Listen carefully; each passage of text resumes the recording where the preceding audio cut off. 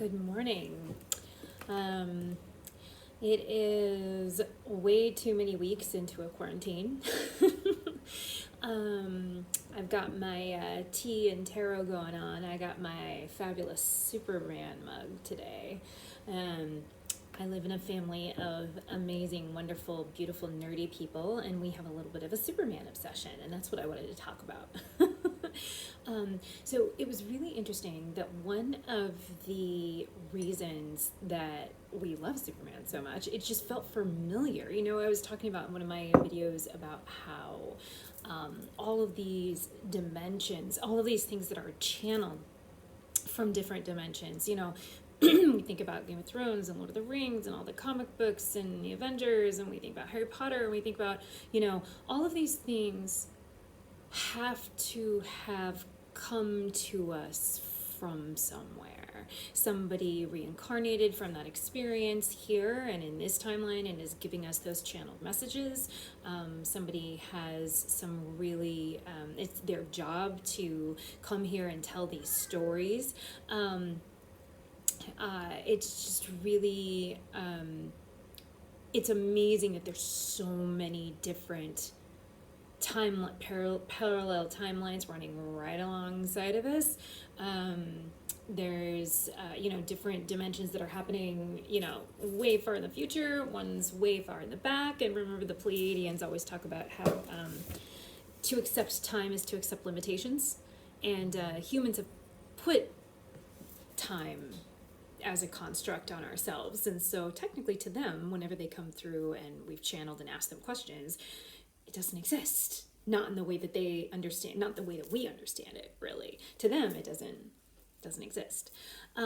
So what's really interesting is that we had started, my husband is very, very connected to Superman, and he could not watch the old movies without crying. I mean, we all get there because, Christopher Reeve, So, but his connection was very it was like a soul memory, and he was like, this is fictional, it's a comic book, right? Why am I feeling this way? And so we started doing some channeling sessions I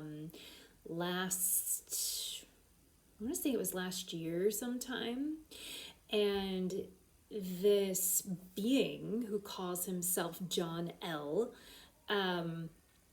came through, and he was very deep.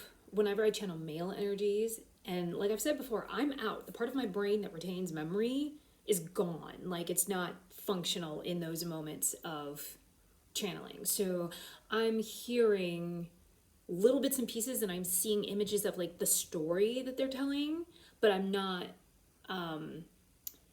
retaining any of the words that I'm saying.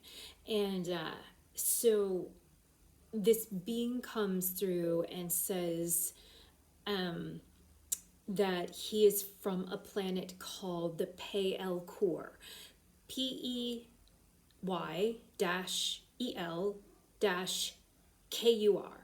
Peyel Core, and that it is the planet from which the Superman stories were channeled. So everybody knows the original Superman story where the planet was, the people were destroying the planet was going to explode. Jor-El goes to the elders and says, we got to stop this is, and nobody believes him, and so him and his wife send Kal-El to Earth, and then the Superman story unfolds, right? So then the planet explodes, but he's the last survivor. Well, this story was similar, but not quite the same. It was interesting. It was more about my husband having been one of the a commander in the army, or some high-ranking official. And he describes the beings from this planet. They're not humanoid. They're like Lemurians. They're cousins to the Lemurian planets. They have no bodies. They're just energetic beings, and they procreate, not really procreation isn't like a concept there like it is here. It's more like you pull energy from your own energetic self to create a being, another one, to do a specific job. Like, I need helper to help me with this, so I will pull energy from myself and create this being that can. And some of them were more evolved than others. I mean, they could definitely had their own concept of thought. And he did say that the Superman S is part of their language, and it does represent what it was channeled in the books to represent. It does, that S and that symbol around it, the diamond shape, does represent the symbol of hope, or hope and freedom, which was fairly similar to the comic books, I think. And so he said that he was, so this being that came through said that he was one of their elders on this planet. And when my husband went to them and was like, look, this planet cannot handle the damage we've done to it. It's gonna be gone. Jonelle, this being, was the only one that believed him. And in order to figure out how to preserve their stories and their DNA and their ways of living in life, they developed, because they're very scientific minded, they don't believe in emotion, they only believe in fact, science, physics. That's it. So it's very difficult when they talk because they don't get our emotional connection to each other. But this being was talking about, let me see if I can remember. I wrote it down. It's a lot of information at one time. So he said that him and my husband, they developed this, or who he was in that time, they developed this procedure for fusing sigils to the energetic signatures of the beings that wanted to be able to reincarnate into other bodies on other planets, because you cannot reincarnate without a sigil signature. And the sigils are, other planets have the ability to do this, but they were the ones who developed the technology to give us the ability to take humanoid bodies. And so the sigils are basically like energetic signatures, kind of like a chakra, that are fused into different areas of your energetic system that tell us who we are, what our planet of origin is from, and or where we come from, and our past life progression. Like, I can read somebody's energy and say, oh, you're from Avalon, you have a pale core signature, you have a signoid signature, you're Lumerian, you're Atlantean. You know, at least for me, I would see those on people and not realize that that's actually what I was looking at. I was looking at a sigil energetic signature that was telling me where you're from. So it's easier for me to go, oh, well, that makes sense that you would be retaining information and you would be a great teacher because you're Lumerian. The Lumerians are the ones that developed the technology for the Hall of Akashic Records. So it was like, it's an easier way to tell, got to be able to recognize each other. And it helps us work with our special, unique gifts in these bodies.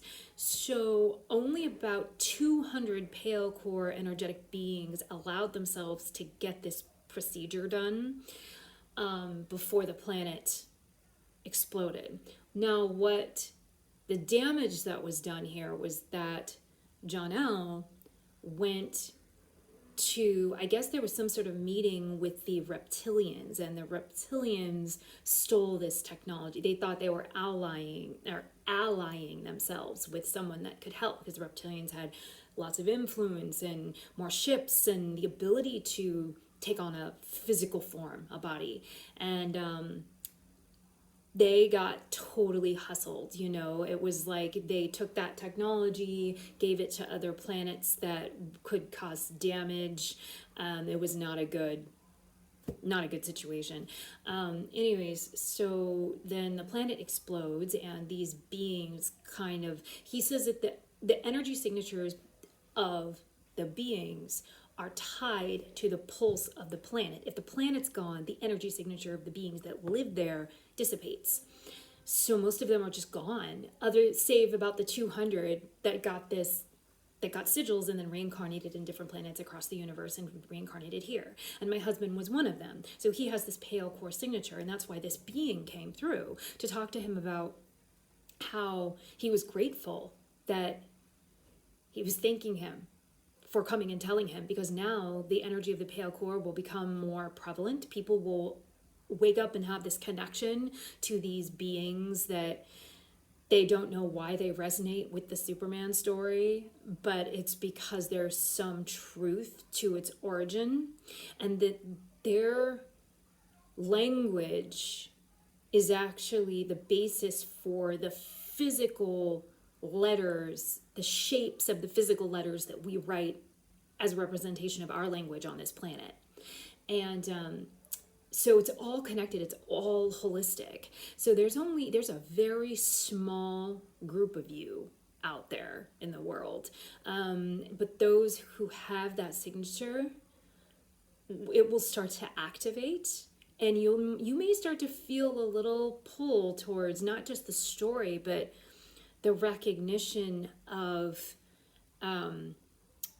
what your gifts were in that lifetime on that planet. And we're talking before the Big Bang. I mean, it was centuries and centuries ago. So this is not new, but you will start to see yourself as our planets are activating. And remember, we're going to go through a massive shift April 7th, I believe, during the pink full moon that's coming up.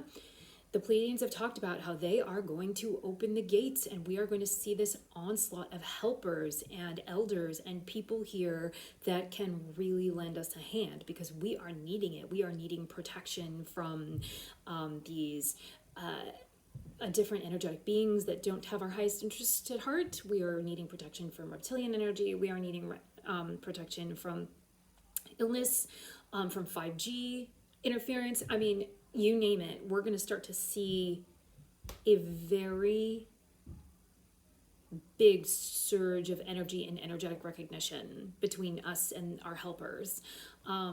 So again, this is a really good time to bump up your protection, to start tuning in to what makes you you and what energy signatures you might suspect that you're carrying. There's so much more on this, and maybe next time we'll get into Wonder Woman, because that's a whole other thing. But a lot of people, I love the stories. I used to love her, well, we all did, but I loved her because of the story that they took from Greek and Roman mythology, and brought it into a realm of like, oh my gosh, this energy of the gods can save people, it can help people, and there's more to that than people think. It all comes from somewhere. One of these days I will tell you about the gates, which is the dimension that the Game of Thrones energy was channeled from. I mean, I just get these beings that come through and start talking about all these places, and once you can wrap your mind around the fact that we are so small in our own little bubble, your mind gets blown. But don't get overwhelmed by it, because there is nothing in the world that says you have to do something about all of that now. Sometimes when we get connected to all this stuff, we start to get bogged down and overwhelmed with this idea like, oh my God, I have to do something about this. I have to prepare. I have to use this information. I have to pull as much information as I can to prepare for the onslaught of the apocalypse. And really, that's not why they gave us the ability to connect. That's not why the grids are lifting or the dimensions are becoming unstable. Yes, we need to acknowledge and validate that information and validate it for others, because you are not alone in feeling the way that you're feeling, connected and overwhelmed. But it is not for us to hold on to that information. It is for us to either give the message or become aware and let it go. Release it, because if you hold on to all of the information that's coming at you like crazy, you will lose it. Seriously, it's too much. And our human brains are human. We are energetic beings in a human frame, and our human frame has limitations, unfortunately. We cannot absorb that much information at once, little by little, and it really helps me to write it down. So this project I've been working on for the last 2 years has been that I have been taking all of my notes from the last 15 years of doing this work, different channeling sessions, different messages, all these things that come through, and writing them down in kind of like this giant grimoire kind of thing with recipes and stories and genetic lines and family, like what our past lives were, each family member, all this stuff. It's just helping me organize it into like a way that makes more sense. And I am starting to believe that we are under this shift right now where it's time to come out of the broom closet with the things that we're doing, with our writings, with the things that have previously might have been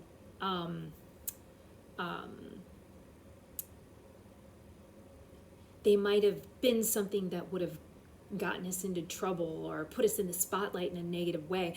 It is time to share that information with our brothers and sisters, with the awakened ones. It's time to connect and fill in the gaps, because united we stand right now. The more energetic awakening we have on a global scale, because we are sharing with each other, the bigger and brighter our future is going to be. So we'll talk a lot more about this in future videos, and I want to talk more about some of the dimensional work that I've been doing and some more of the channel transmissions. So stay tuned for all of that. Thank you for watching.